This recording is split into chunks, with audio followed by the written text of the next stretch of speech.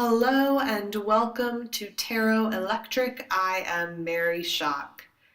Thank you so much for listening to the podcast today. We're going to start with a tarot card to give you the guidance you need to hear in this very moment across time and space. And I'm pulling from the Mother Peace deck. A card just fell on the floor, so you know what? We'll take it. And it's the Four of Wands, which totally makes sense because I've been completely dealing with this card today and in my life recently. So the Four of Wands, we love it. I see stability in all the fours, and I see true creativity, fire, passion, personal growth, and action out into the world contained within the wands. So the Four of Wands really brings our passions into a place of stability, safety. The Four of Wands acts as this protective place where we can express and grow and experience our own creativity and our fire in a place that is protected, safe, and nurturing so that we can expand. And in the Mother piece, it's four beautiful priestesses dancing in a circle around a fire. And so it's a sacred space. So with this piece of guidance, I would take this time to create your own sacred space around your passions, around your creativity, and for your community. Allow yourself to have a safe and protective place to grow and learn, and make that a physical place. Make your home a sacred space and welcome other people into your life so that they can share in that kind of power with you, because it's real power. It's like taking control over your passions and your creativity. So I would move forward. Really, it's like protecting your light, I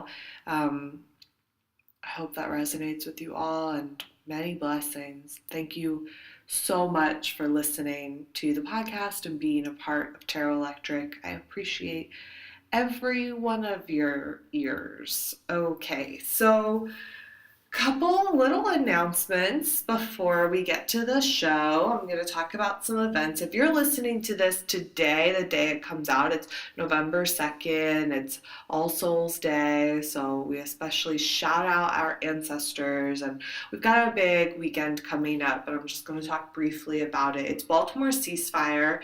If you're in Baltimore, please check out their website and see what you can do to get involved. There's going to be a ton of activities, and you might want to be involved with one of them. Something that I'm participating in is the citywide smudging tomorrow. That's Friday the 3rd, and all you have to do to be a part of that is just smudge outside wherever you are comfortable, burn some sage, and lift up the city in peace and joy and unity. And I think that this is the perfect event for Baltimore spiritual community. So I really encourage all of you to hold some space in your heart. Think of all the other people doing it, because when we gather together in a group to do things like this energetically, we lift all of us up, and it makes our work even more powerful. So we really need you. We need you to do it. And you can also post on social media like a photo or a cute video of what you're doing, and that's representing and that's showing up, So if you want to do this and hold that space in your heart and burn some sage for the city of Baltimore, I think that would be a lovely thing to do. And I think if you were able to post some of it on social media, that would be even better, because you would really be letting your voice be heard and creating an even bigger movement. And, ceasefire doesn't stop there. So you can get involved in any number of things. And if you're part of the BMore Tarot Club Facebook group, then you've already seen me posting about it. You can read the full intention, and I'm going to be thinking of all of you, and I hope you can take some time to do it. And even if you're not in Baltimore, sage outside and sage for your city, and if you can, spare a little good vibes for Baltimore, because we could definitely use all of the loving energy we could get, you know? There's a lot of love here, and I want to see it magnified. So, ceasefire, get involved, do the smudging on Friday. Saturday, November 4th, we have Reiki 1 Attunement class. My teacher, Pat Soyamoto, is visiting and offering this class in Baltimore at Holy Underground on the 4th from 2 to 6 p.m. Super sliding scale donation. We're asking $20 to $100, and no one will be turned away for lack of funds. So if you want to get your first Reiki attunement, please come out, and it's going to be a really beautiful healing event. Then the next day, Sunday, November 5th from 7 to 8:30, we have BMore Tarot Club. It's the 1-year anniversary. We're going to talk about the Hermit. Please come out. It's going to be so fun. I'm going to bring kombucha. We're going to cheers. It's going to be a total blast. So come to Tarot Club on Sunday, and we've got tarot and cocktails at Golden West. Sunday, November 12th, starts at 9 p.m. Get there early. And then on Sunday, November 19th, we have the first meeting of BMore Astrology Club. That's taking place at Meta from 7 to 8:30 p.m. And that's going to be a totally fun night. And we're going to start a whole new sister club tarot, and we're going to learn about astrology. So if you want the deets to any of that, you can check out my website, maryshock.com, and you can also join the Facebook group BMore Tarot Club. You can also join the Facebook group BMore Astrology Club. So get involved. It's going to be so great. Let me know if you have any feedback. You can find this podcast, Tarot Electric, on iTunes, where you can subscribe, rate, review. That's super helpful. You can also find it on SoundCloud and Stitcher, and you can support Tarot Electric on Patreon, where you can go to patreon.com/Tarot Electric. There are exclusive rewards like tarot scopes and personal tarot readings, and it all goes towards supporting Tarot Electric and all the work that I do. So I think that's the update. This episode was super fun. Thank you so much to Christina Reitemeyer for joining me on the podcast. And without further ado, please enjoy. All right, we're rolling. Christina, thank you so much for joining me on the podcast. Folks, I have Christina Reitemeyer here to share some wisdom about her experience with Reiki, herbs, and everything else magical. So thanks for coming on the show. Thank you for having me. How are you? Good. Good. Yeah.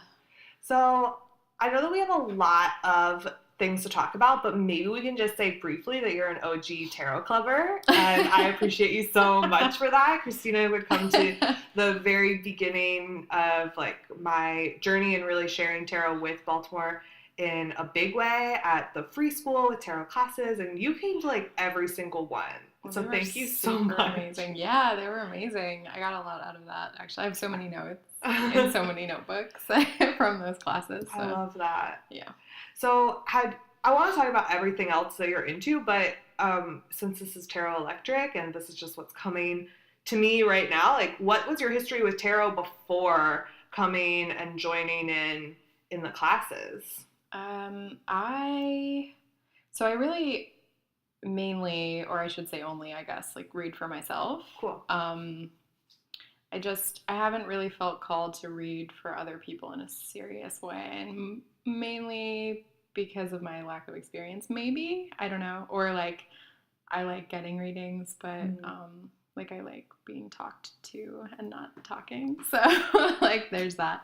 I found a deck that I really connected to a really long time ago, out of nowhere. It wasn't even on my radar at all. I just was in the store and found this deck that just really spoke to me, and it's this sort of I forget who the artist is actually, and I can grab it later, but it's all these Arthurian images, and it's just really beautiful, and I had it for a really long time. Something in me knew that I needed to have it a really long time ago, but I never did anything with it. It just sort of stayed with my other books and sort of collection of magical objects, that we all sort of carry through life.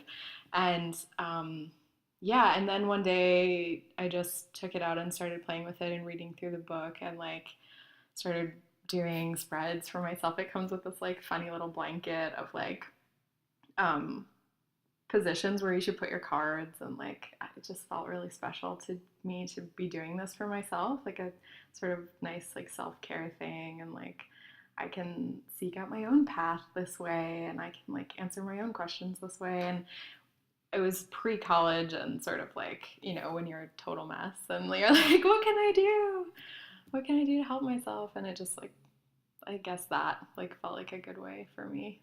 I love all of that. Yeah, I think tarot for self-care is just, it's where it begins for pretty much most folks that I talk with, and for me also. So I just think that's it, you know? Mm-hmm. So you're a Reiki master.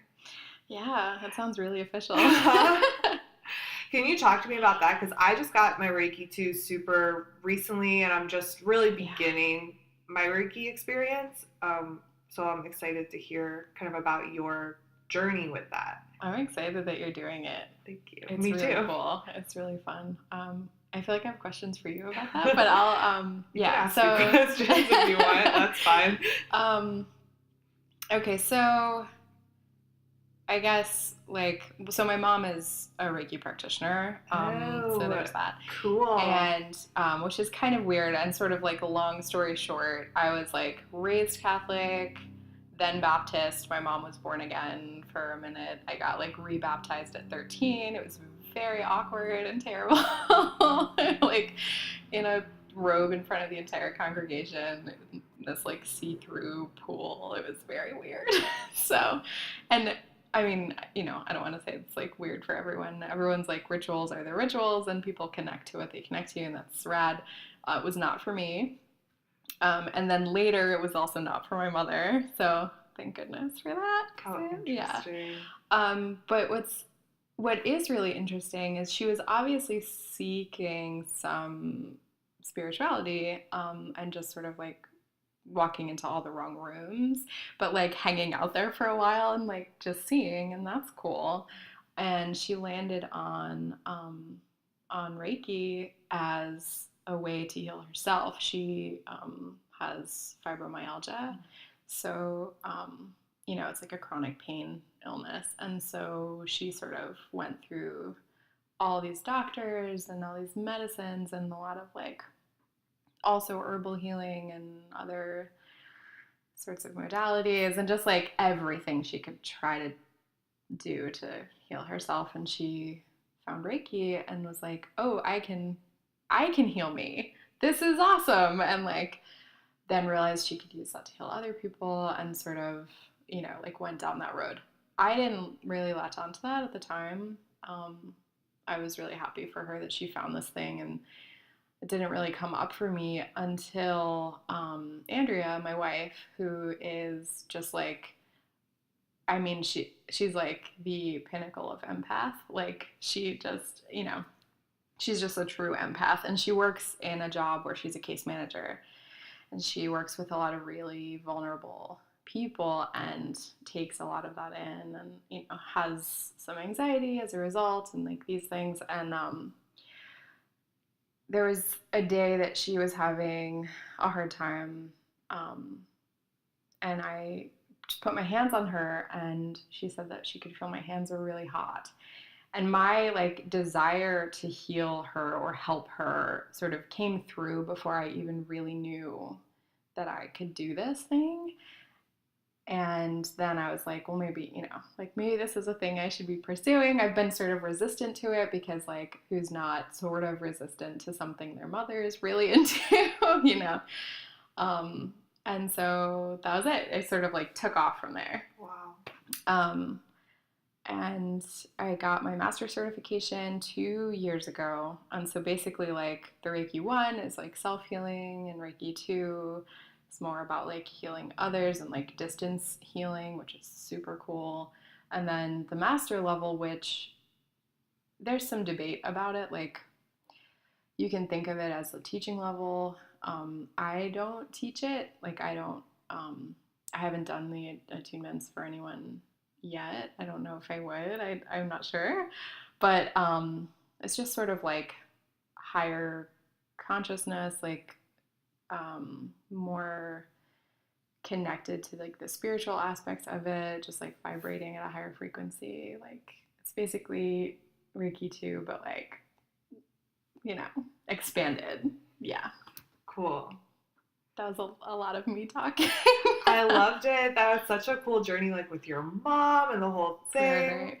That's pretty inspiring. And it must have taken like a real moment of realization for you to understand that was something that was for you too. Because I think it's so right on to say you kind of resist the things that maybe your parents are so into. Yeah. Even if you're saying, oh, I love that you're doing that, but you would probably, I would understand wanting my own identity or being like, okay, mom, that's for you. Great. But so it must have been a really big call to kind of wake you out of that mindset into like, oh, wait, this is for me too.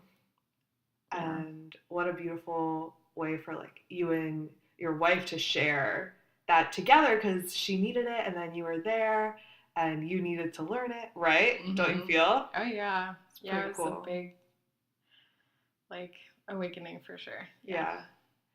With your Reiki journey, did it, because so far for me, my Reiki journey has definitely been gentle, you know? Do you feel like the Reiki energy is just super gentle in general, or do you feel like intensity around it?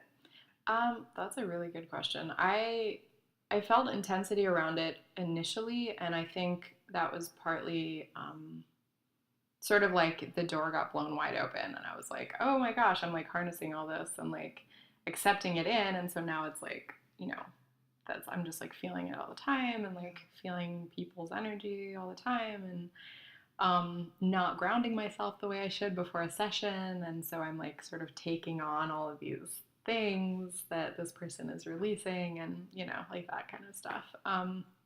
But as I've gotten better at shielding or grounding, like before going into a session, and also as I'm understanding my relationship with my own energy, I think it's gotten more gentle. So I'm sort of the opposite. Like it started out like really wild and it's sort of channeled into this nice calm stream now. That sounds useful. Yeah. That sounds good. Yeah, it's good. Do you think, if someone's out there being like, oh, I'm interested in Reiki, but I don't really know if it's for me, or do you think that someone should just maybe try getting a Reiki treatment, or would you suggest people just get the Reiki 1 attunement? Because I got the attunement before I'd ever gotten an official Reiki session, But I'm just wondering if someone was saying, oh, I'm curious, like, what should I do? What would you say to someone? Yeah, I mean, I think it would depend on the person, really. Right. I mean, I think Totally. Some people really like if they're going into practice to help other people, they can sort of help themselves through that. And some people really need to know and feel that something works before they feel comfortable using that to help someone else. So it just depends on the mindset, I guess. But I definitely say jump in because everyone has the ability. Right. Everyone has that sort of like, I mean, so Reiki means sort of like God energy or like higher consciousness, life force, or has like all these different sorts of meanings. But it's everywhere. It's in everyone, and everyone has the ability to heal with Reiki. So I think do it. Anyway, just you jump want, into right? it. Yep. I agree. Totally. I totally agree. So now you practice Reiki out of a studio here in Maryland.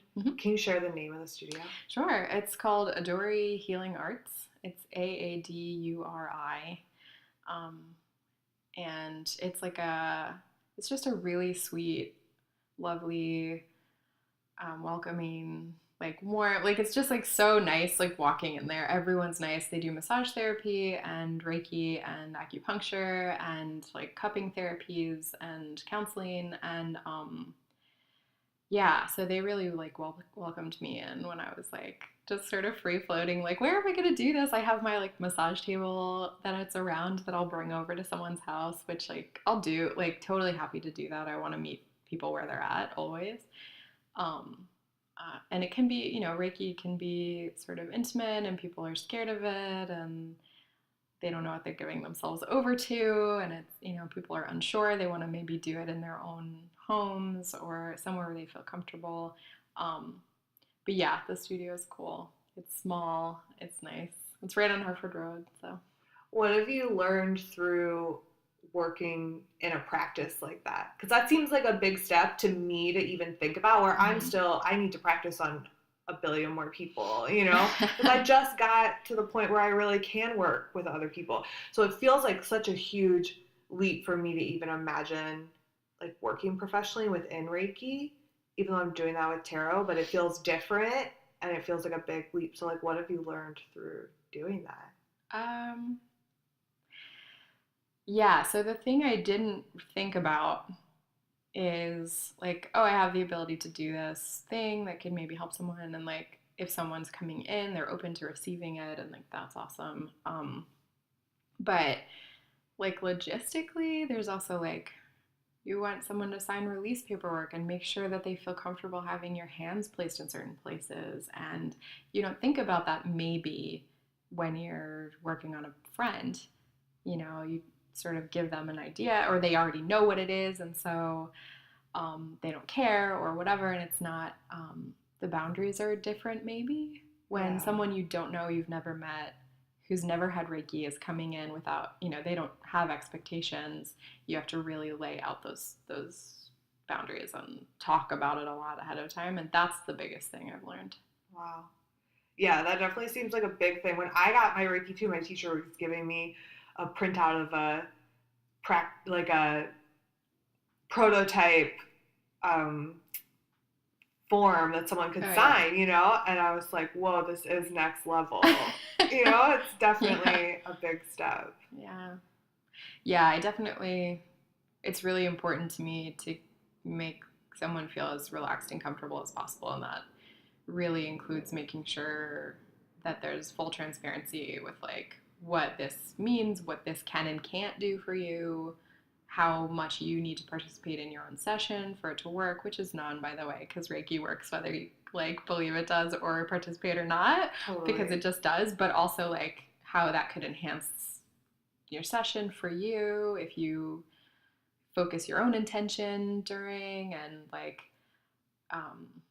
really, really just like making sure that my hands are only on the places of someone's body that they feel totally comfortable with. And if not, then I do a full hover session, and that works too. And explaining the difference between, that there is really no difference between if I'm touching you or hovering, that it works the same and it's okay. Everything's okay. Making sure that someone really gets, because people sometimes come in like, oh, this is a massage service. And it's like, yes and no, like it works in a similar way where it is healing. My hands will be on you, but they're not moving, and it's just interesting the things you don't realize you're going to have to explain to someone that's never like heard of it before. Totally. I guess. I don't know.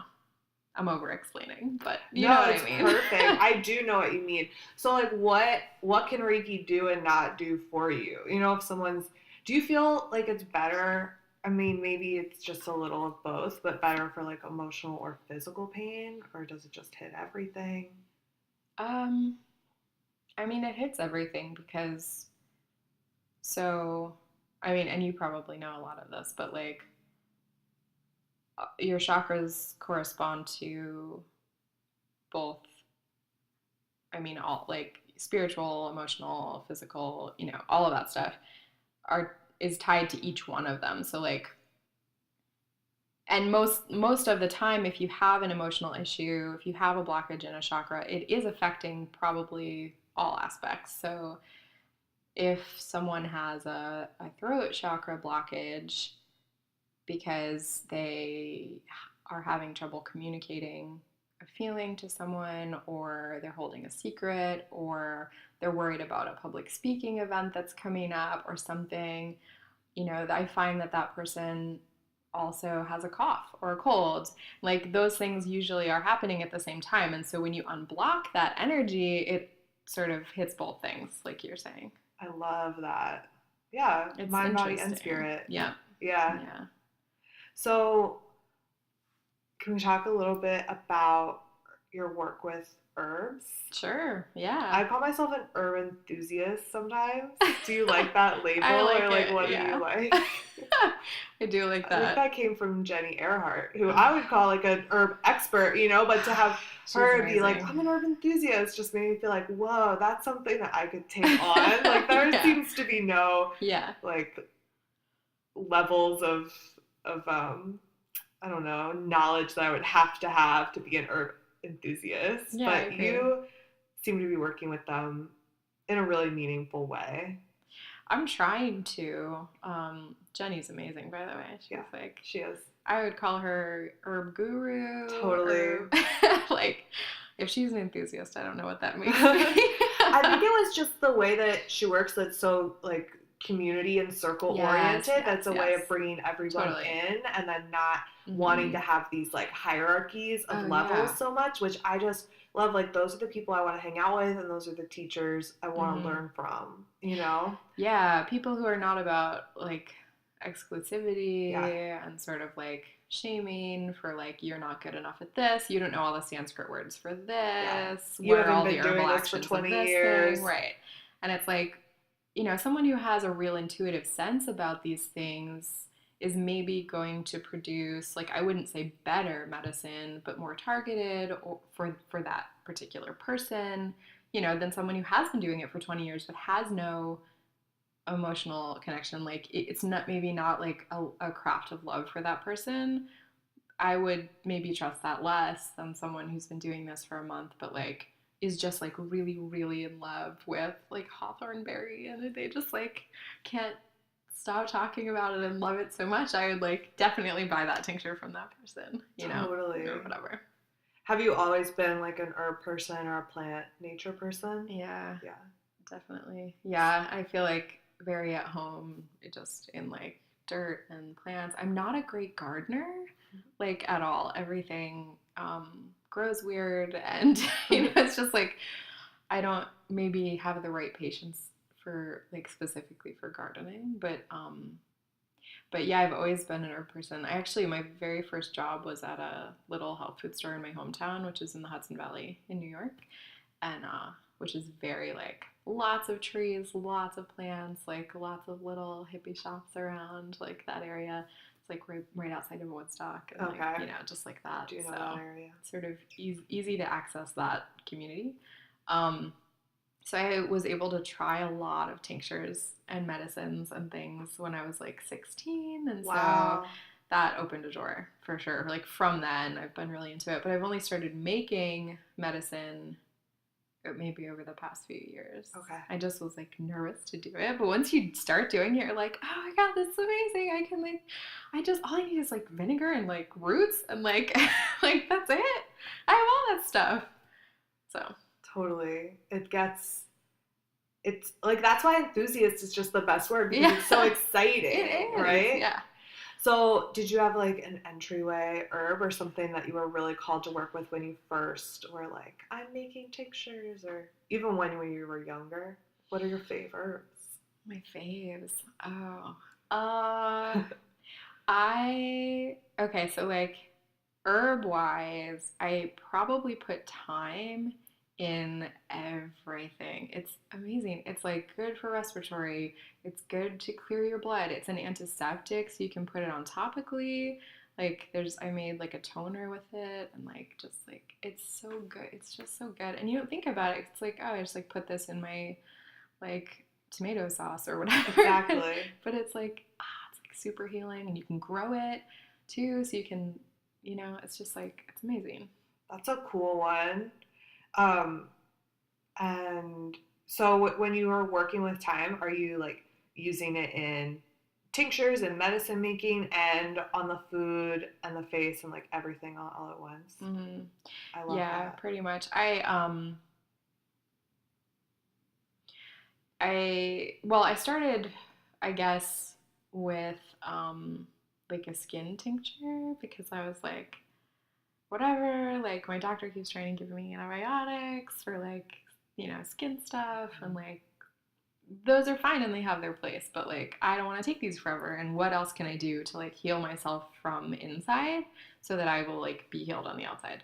And of course there's like burdock and dandelion, like all the stuff that's going to sort of cleanse your liver to like help you get toxins out of your body. But then also I was like, oh, like what about thyme that has this like amazing like antifungal and antiseptic properties, and like won't that be rad? It also tastes amazing, so like that's cool. Yeah. I've actually used a really good face oil that did have thyme in it, and it was amazing. It was like a face cleansing situation. Yeah. And it was really good. It's good stuff. Yeah. So let's talk about Fire Cider. Because you gave me a delicious bottle of Fire Cider earlier this year, and I drank it up. Good. And now you've given me one more, which is so generous. And I tried it right before, and I mean, for anyone that's not had Fire Cider, it's just, to me, it's the best tasting because I love vinegar, and I'm just into it. Yeah. But do you want to take us on a Fire Cider journey? What's it all about? So Fire Cider is like, I want to say Rosemary Gladstar coined it like back in the 80s or something like that. So it's been around a minute, but it's, I mean, as a remedy, probably even before that name, it's been around for a really long time. It's just like a folk remedy that you can make basically like in your kitchen with all the stuff you probably already have or you can get from a farmer down the road. And like, it's really like, it's great for immune support. It can be like energizing or calming. Like basically it just like targets all the things that you need. And so it's like an apple cider vinegar base, which is like great on its own for a lot of stuff, like really good for your sinuses, just like clears everything out. But it has horseradish and garlic and rosemary and turmeric, just like all kinds of really good stuff. Like just roots that you can like truly either grow yourself or, you know, whatever. Like they're around. You can buy the stuff and probably have it in your kitchen. Yeah. Which is cool. It's like you don't have to go to the apothecary to get Fire Cider ingredients, which I love. I mean, you could do Fire Cider on food stamps because you could get it all from the grocery store, which is so cool. It's really accessible. Yeah. And that's one thing I really like about it. Yeah. And it's very like, something about that too, there's like a sort of sense of community in herbal healing that doesn't exist, I don't think, much in modern medicine, where it's like those things are intentionally really specialized. You have to go to a certain person to get them. It's like made to be sort of exclusive and like made to make people feel sort of like they have to rely on someone else for healing. But like herbal healing and Fire Cider in particular, like when it's all just like food ingredients, it's like there's something that feels really nice about that and like super satisfying to make it and go through the process of like extracting and like shaking up your bottles every day and like watching it all happen and then like bottling it and taking it and then like not getting sick for 2 years, which like I have not been sick for 2 years. Whoa. So I'm gonna knock on wood. But like that's real shit. You know, that's like, real. That's really, really happening. And that I've never been able to say that. So, wow. Yeah. So, I mean, for anyone listening, they could go online and check out like a zillion different recipe combinations for Fire Cider, right? And just do it. Get inspired and do it, right? But what I will say, and I'm not going to tell people they can't do this, but I would stay away from buying Fire Cider unless it is, first of all, local. I would say like people who are making it locally, like support your local herbalists for sure. And especially if it's made with local honey, because it's super good for your allergies if it's local. But like there are companies making it and selling it. Shire City Herbals for one. I think that's what they're called. Shire City, right? Yeah. Sounds right. Yeah. They've like trademarked Fire Cider and they're going after like small time herbalists and like with lawsuits and stuff, which goes completely against the spirit of herbal healing and community and all of that. And it's just like greedy and shitty, so don't do it. It's my heart. I know, it's awful. It bumps me out. I get like so worked up about this, but it's just like Like, why would you just like leave it alone? I don't know. Yeah. Whatever. So I don't buy it. I don't.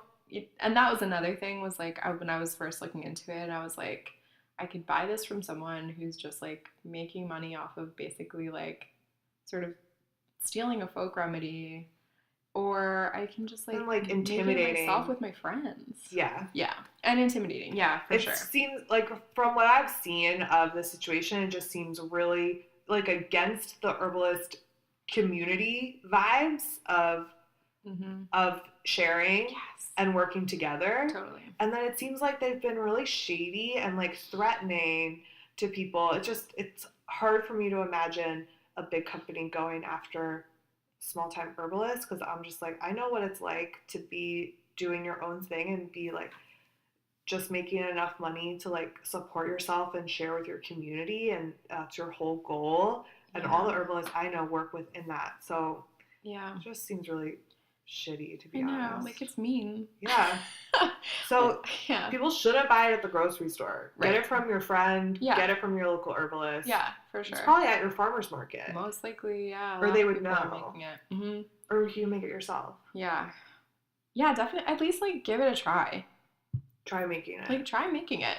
Once I started, like, just trying. I mean, I only made my first tincture this year, but it's been so fun. What kind did you make? Dandelion. Yeah.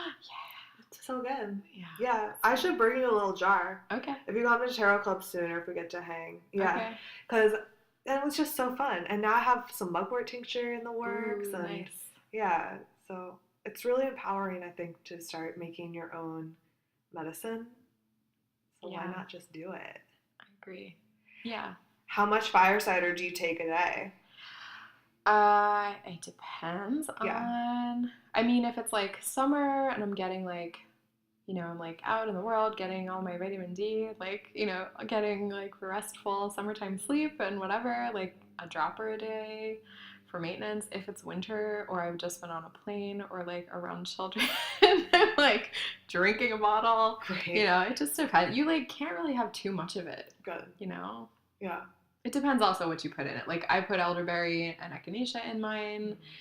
Elderberry can like honestly like you can get diarrhea if you have too much.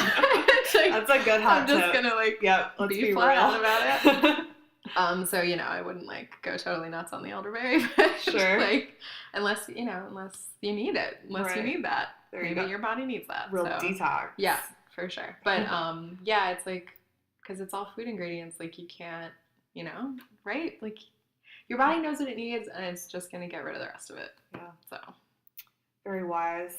You and our bodies. Yes. Yeah. Bodies for sure. So where you're at now, where you're like making the herb magic, sharing the Reiki love, how do you work like tarot in with this? Do you still read a lot for yourself? I do. Yeah. Yeah.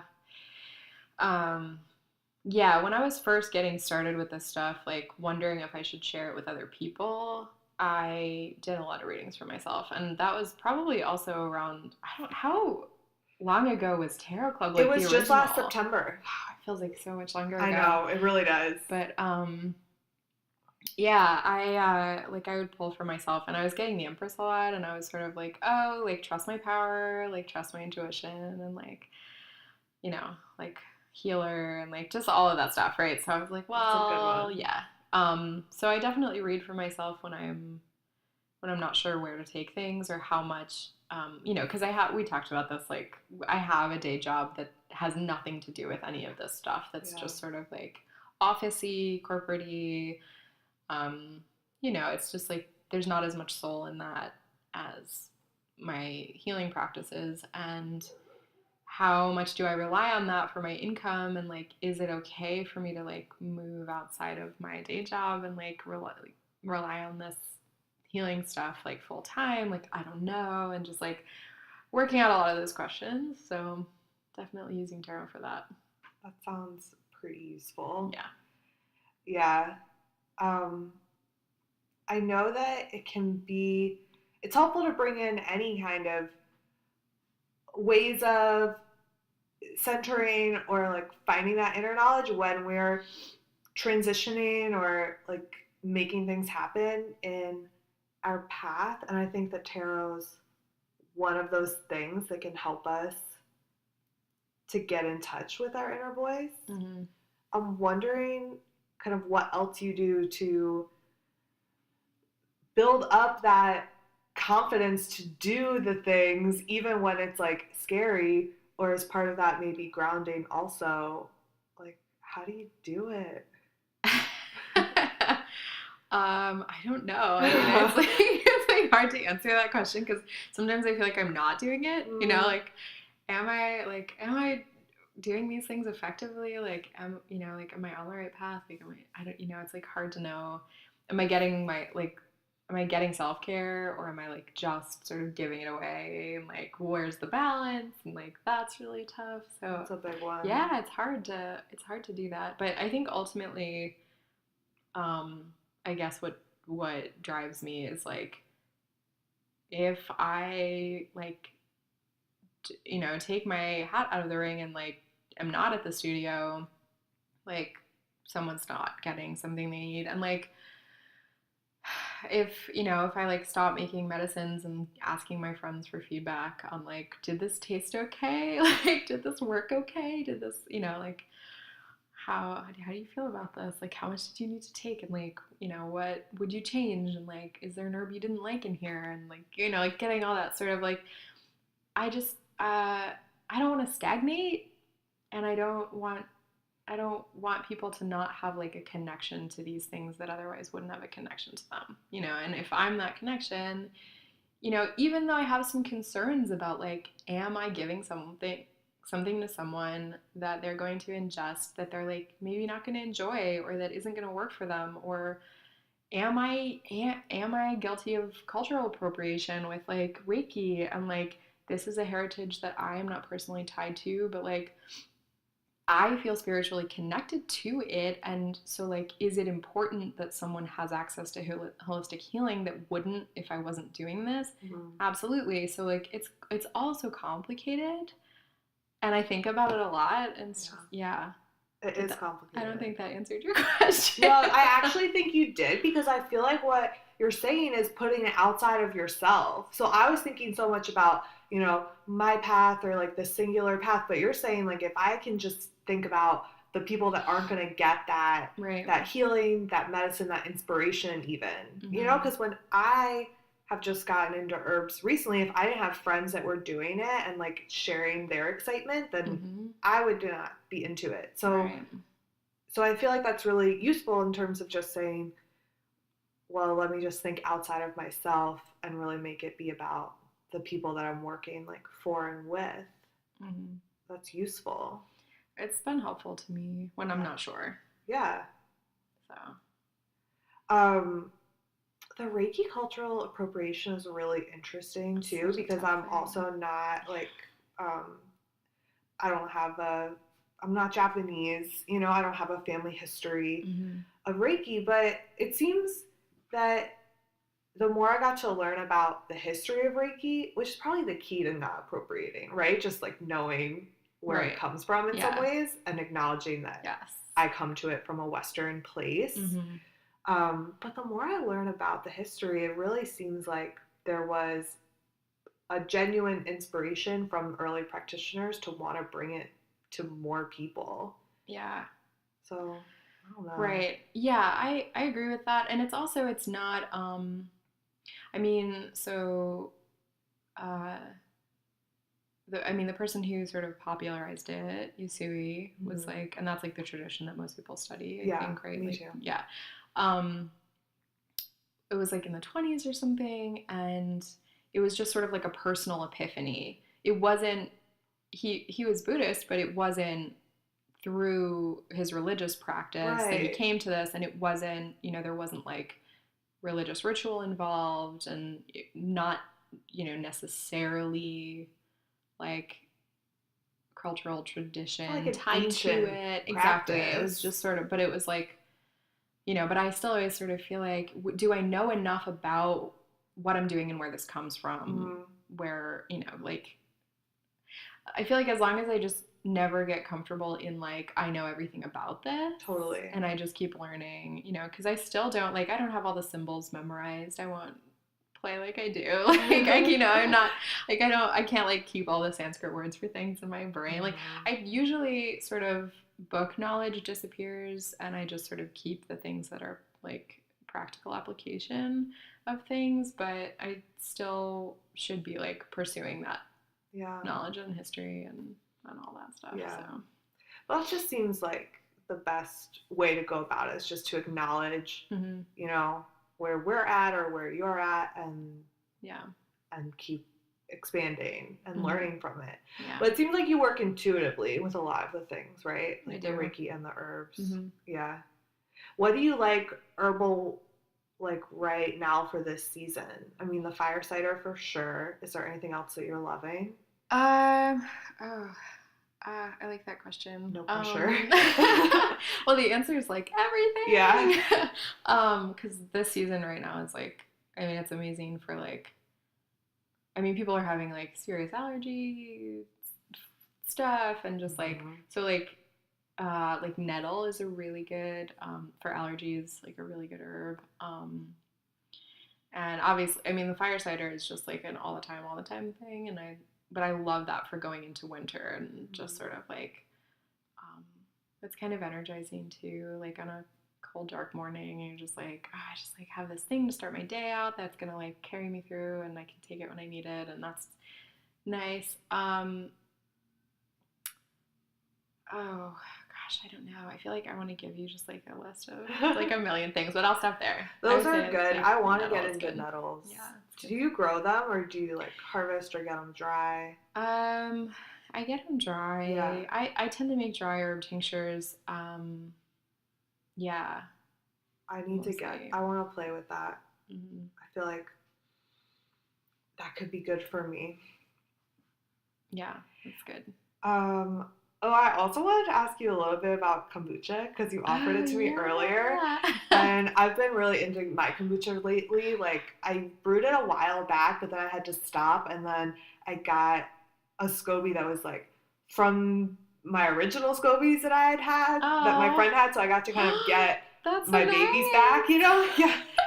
It was just so sweet, and now I'm like back at it, and it feels so good. So I don't know, what do you love about kombucha? Oh, it's so good. I mean, first of all, it's like, it's so satisfying to be like, I don't have to spend $6 on this bottle. I can just like go home and make a huge vat of this myself. And it's like amazing that it's alive.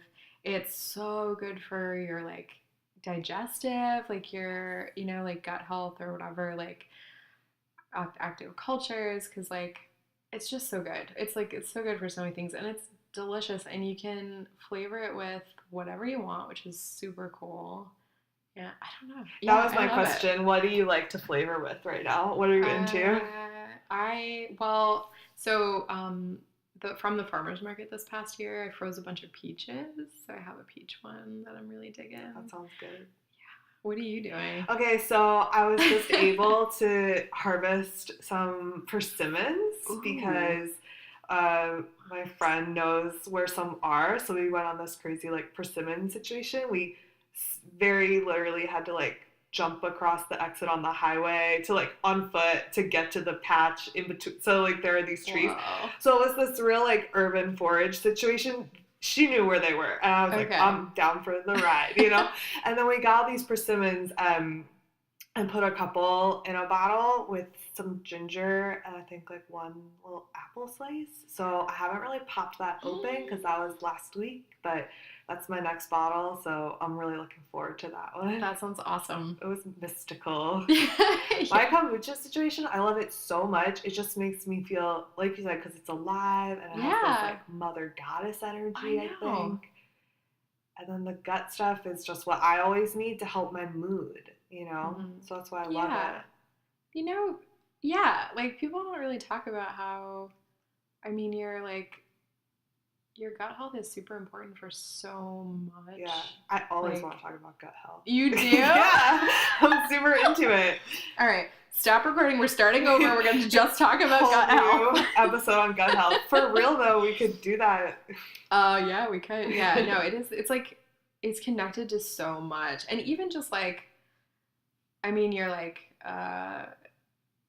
I mean, I know this is like silly, but when people are like, I'm hangry or whatever, it's like, that's real. That's like, so real. Stomach pain and like hunger and like sugar and metabolism and just like everything that stems from there. Yeah. Just can like wreak havoc. Totally. Yeah. Completely. So you get like cranky if you're.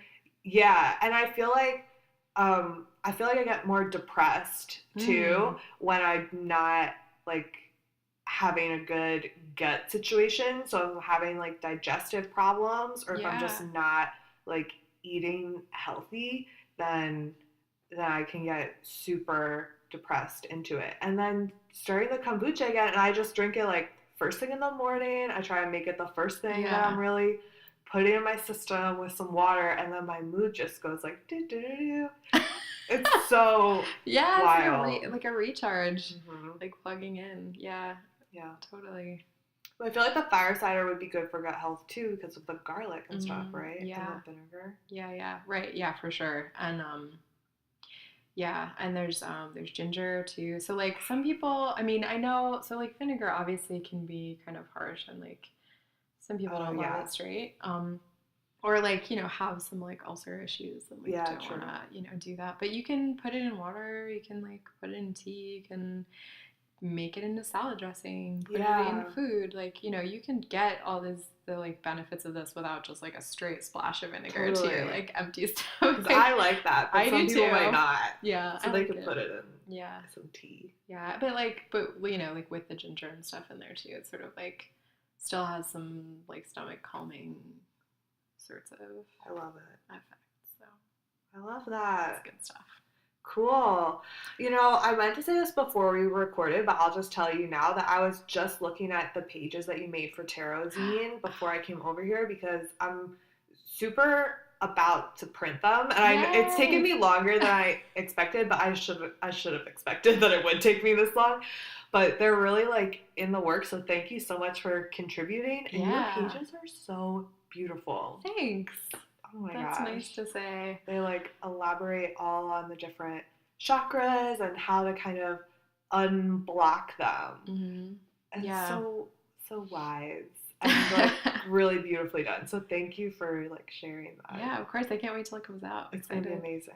When are you thinking? I want to have them for Tarot Club November because that's our 1 year anniversary. Awesome.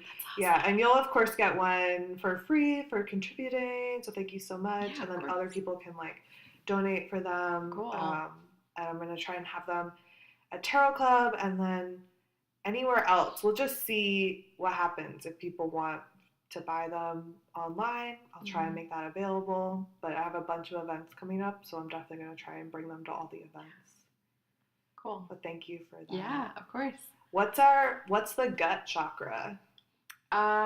So this is a tricky thing, I think, because so like I would say sort of like your solar plexus, which is like right, because it's like right there, right? But I think it would depend on, because like your sacral can have to do with digestion too, and your root obviously can like have to do with sort of, I mean, people with a blocked root chakra are like constipated and like, having a struggle with that. And like all of those three middle ones like really work together, but it also really depends on like, why are you having stomach pains?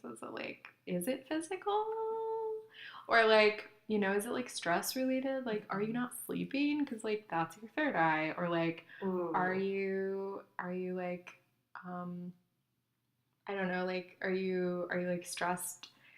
Like there's like anxiety, like fear-based anxieties in your root chakra, but like control-based anxieties in your solar plexus. So it's like all this stuff sort of like works together, and you really have to kind of feel, but like all those middle ones are sort of digestion related. Working with it. Yeah. Yeah.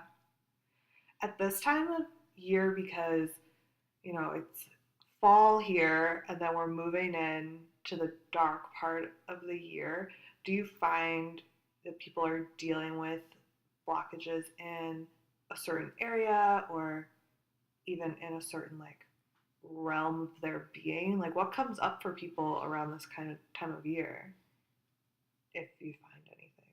That's a good question. Um, I mean, I guess like the sort of seasonal stuff, like there's a lot more blocked, like upper chakras, like throat and third eye. I guess like people are having like allergy headaches and Yeah. migraines and sore throats and that kind of stuff. Like has goes along with that, but also people have just sort of a general sense of like the blahs, right? Like going into winter, people sort of like fold in on themselves a little Mm-hmm. bit. And, not everybody does this, but like I for sure do. I know that I sort of tend to like curl in on myself. And people I've noticed going into winter, um, like a lot of heart chakra blockages, which is really interesting because that's for sure like people are not seeking out the self care to handle their like maybe seasonal depression Mm-hmm. or uh, people going into the holidays are very focused on like events and like getting things done and buying gifts and like other people, but like not turning that care inwards and like there can be a lot of grief associated with the holidays and just like that heart chakra really is like that's a Yeah. biggie. So like I would say like, I mean, I really do just recommend to people like wear green or pink. Like, wear a pink scarf, wear a green shirt, like, carry a green or pink stone around with you, or like, on a necklace or whatever, or like hawthorn tincture, like, go for it. That's such good advice. I love the idea of wearing the colors to like bring what we need, because you can see that hitting like the emotional spiritual part of ourselves Mm-hmm. in terms of like using the color in that way, but also it's easy. So people should probably have something of Mm-hmm. some sort of green or Yeah. pink that they can pull out. Yeah. Right, yeah, definitely like those kinds of things. And people think like, oh, if it's that simple, then like it must not work or like be real or whatever, but it totally But does. You try can it. feel it. Yeah. Yeah, you can feel it. I've done that with orange a lot because I Mm, feel like that's a happiness vibe. So I just got into a real turmeric-y place for a while and was yeah. like putting turmeric on everything and wearing orange all the time. That's awesome. Yeah. So I'm into color therapy. Yeah, it works. Yeah. So, but I feel like people could also be getting a Reiki treatment from you to help with all this kind of stuff, self-care, unblocking. Where Yeah. can folks find you if they're listening? They're like, oh, I Oh. want to work with Christina. Well, first of all, I will say, like, just find me. Like, just find me on Facebook. Be my friend. I want to be your friend if you want to be my friend. Like, that's probably real. I am really happy to like intro someone to a Reiki session, like without charging if there's a concern for that, or like sliding scale or whatever. But like, also, if you just go to Adori's website, like you can schedule with me there. Like, Perfect. that would be good. And I'm happy to talk to anybody about any of this stuff. So, Cool. Well, I'll put up some links in the show notes so people can click and find you and cool. chat with you. And thank you so much for Yeah, thank sharing you. all of this. Everyone can look forward to part 2 when we talk all about gut health. Yeah. Yeah, a full day, right? Yes, a full day. Okay, cool. All right. Thank you so much. Thank you.